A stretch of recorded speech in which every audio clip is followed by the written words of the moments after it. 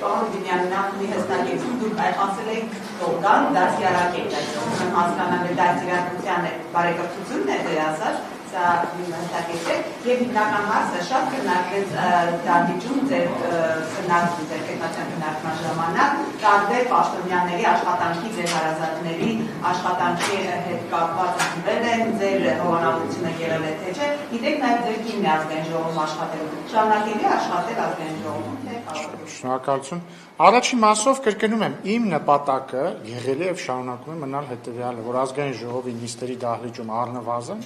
տիրի սուր, բայց բարեկիրթ մթնոլորտ։ Ես կարծում եմ, որ թու այս երկու օրերը վատ չի իմանում եւ իմ գոհունակությունն եմ հայտնում այդ առումով։ Ես ինչպես իմ ելույթում եմ նշել, ես ընդդիմությանը առաջարկել եմ այս տրամաբանությամբ, բայց նաև ասել եմ, եթե ընդդիմությունը ընտրի այլ տրամաբանություն, մենք առավել քան պատրաստ ենք նաև այլ տրամաբանության, եւ ես ուրախ եմ, որ դրա կարիքը մինչեւ պահ չի եղել։